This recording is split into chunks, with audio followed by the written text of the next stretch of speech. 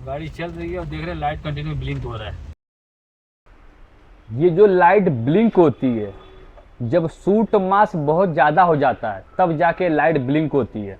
और सूट मास एक लेवल तक रहता है तो रीजनरेशन हो जाता है। या तो आप गाड़ी हाईवे पे चलाएंगे तो भी हो जाता है, या तो आप स्कैनर से करेंगे तो भी हो जाता है। लेकिन जब सूट मास बहुत ज़्यादा हो जाता है तो ना आप चलाने से रीजनरेशन होगा ना स्कैनर से होगा। तो उसके लिए लास्ट ऑप्शन है कि पूरा सिस्टम खोलो और उसको क्लीन करो।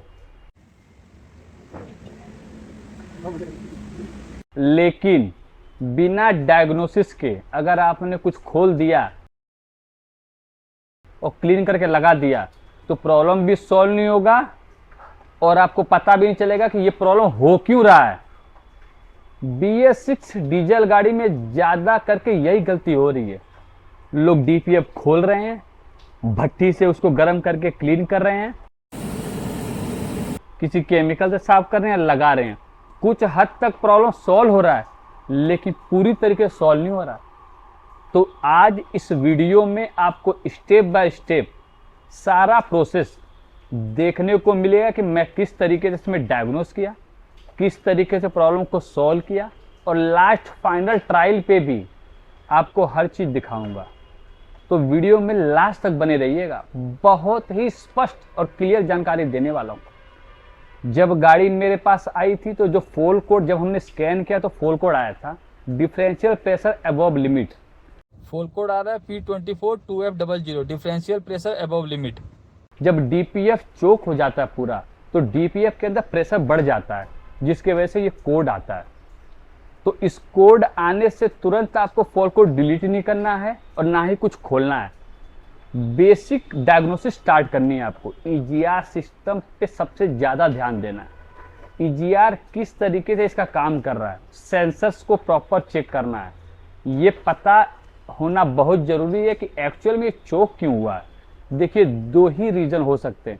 या तो सही तरीके से गाड़ी हाईवे पे ना चले और गाड़ी की रनिंग ट्रैफिक में बहुत ज़्यादा हो।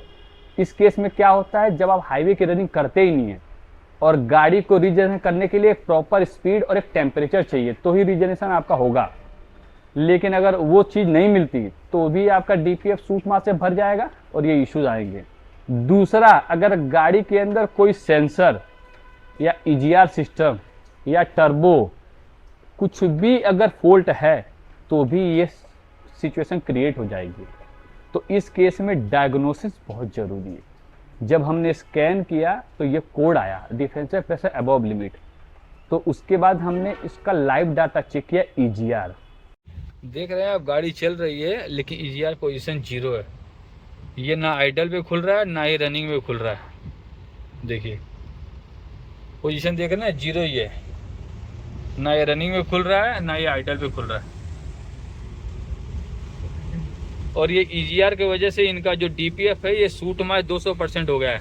अगर सिर्फ DPF क्लीन करके लगा देंगे इनकी गाड़ी में तो प्रॉब्लम इनका सॉल्व नहीं होगा। ये देखो लाइट ब्लिंक हो रहा है।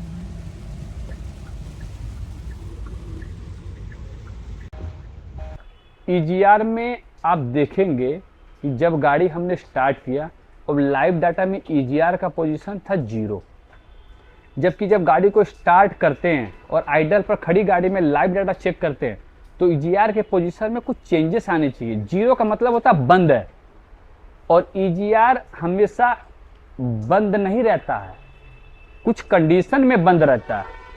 और वो कंडीशन है कि जब गाड़ी स्टार्ट करते हो उस टाइम पे EGR वाल्व बंद हो जाता है, और जैसे गाड़ी स्टार्ट हो गई तो EGR वाल्व कुछ परसेंटेज खुल जाता है। जब गाड़ी को बहुत ज़्यादा पावर की ज़रूरत होती है या आप ओवरटेक करते हो अचानक, उस टाइम पे EGR वाल्व बंद हो जाता है। खुलता कब है? जब इंजन को ज़्यादा पावर की ज़रूरत नहीं होती है, जब ECM को लगता है कि इमिशन सिस्टम ज़्यादा हो रहा है, तब EGR वाल्व खुलता है। तो जब गाड़ी स्टार्ट होती है आइडल कंडीशन में भी थोड़ा बहुत EGR वाल्व खुलता है, और जब गाड़ी एक नॉर्मल स्पीड पे चलती है और इंजन पे ज़्यादा दबाव नहीं पड़ता तब भी EGR वाल्व खुलता है। और या तो ECM को जब लगे कि EGR वाल्व खोलना जरूरी तब खुलता है। लेकिन इस गाड़ी में EGR वाल्व चालू गाड़ी में भी बंद, रनिंग में चला रहे तो भी बंद, ओवरटेक कर रहे हैं तो उसमें बंदी होगा, लेकिन सारी पोजीशन में बंदी था वो। तो भी हमको EGR वाल्व पे प्रॉपर काम करना है। उसके बाद डीपीएफ को प्रॉपर क्लीन करना सही तरीके से। थोड़ा भी अगर चूक हो गई तो ये प्रॉब्लम वापस क्रिएट हो जाएगा। सूट मैच देखेंगे तो 200% है और डिफरेंशियल प्रेशर देखेंगे तो आइडल पर।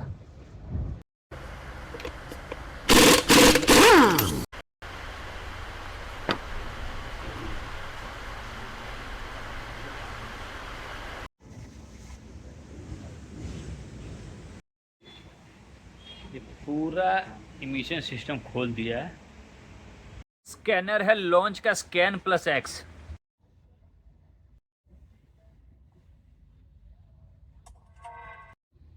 अब लाइव डाटा में चलते हैं और ईजीआर वाला कहानी जरा देखते हैं। ईजीआर 1 2 3 4 5 ग्राफ में चलते हैं। आप देख रहे हैं तो ईजीआर का जो पोजीशन है ना, गाड़ी स्टार्ट है और पहले जो ये 0 दिखा रहा था हमेशा, ये क्या हो रहा था, हमेशा बंद ही था, खुल ही नहीं रहा था। लेकिन अब देखेंगे तो ये प्रॉपर जो है खुल रहा है। देख रहे हैं ईजीआर कूलर बाईपास वाल 100% खुला हुआ है। रात भर से गाड़ी खड़ा था, रात भर गाड़ी खड़ा था, पूरा ठंडा हो गया, बारिश का मौसम है तो ये देखिए 100% खुला हुआ है। यानी जो ईजीआर कूलर में 2 पैसेज होते हैं, एक तो हीटर जो हीट वाला जाता है एयर, और दूसरा जो है ठंडा साइड वाला पैसेज होता है। लेकिन जब गाड़ी बहुत ज्यादा ठंडी होती है तो ये क्या करता है, 100% खुल जाता है, जिससे ठंडा वाला साइड बंद हो जाता है और डायरेक्ट जो एग्जॉस्ट गैस हीट वाला गैस है वो सीधा इंटेक मैनिफोल्ड में घुसता है। ईजीआर कूलर से ठंडा नहीं होता है।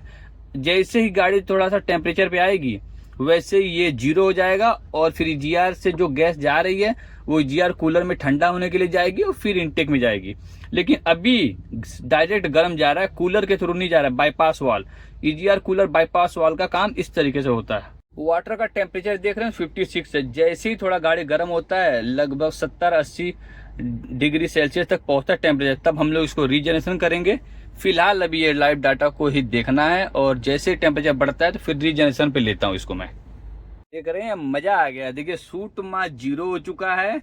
डिफरेंशियल प्रेशर पहले आइडल पर लगभग मेरे हिसाब से वो कुछ 20 के आसपास था, 15 या 20 के आसपास था। अभी देख रहे हैं तो -0.78 3.5 के आसपास आ गया।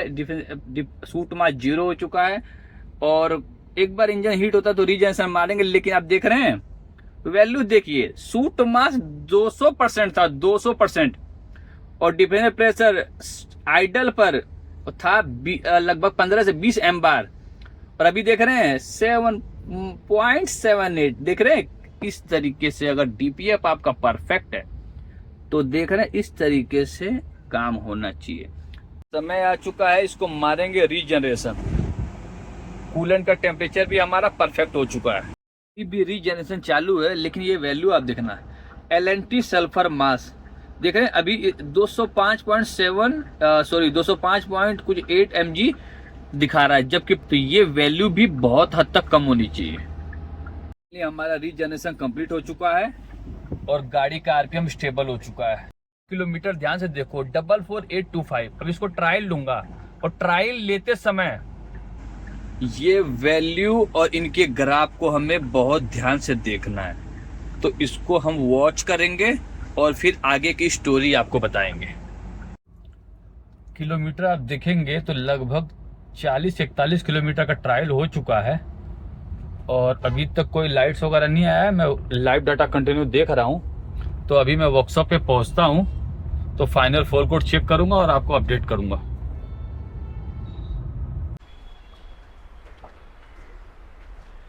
फाइनली गाड़ी का प्रॉब्लम सॉल्व हो चुका है। ट्रायल भी मैंने ले लिया है और आपने सब कुछ देख भी लिया है। आशा करता हूँ वीडियो आपको अच्छा लगा होगा। मिलते हैं अगले वीडियो में। जय हिंद।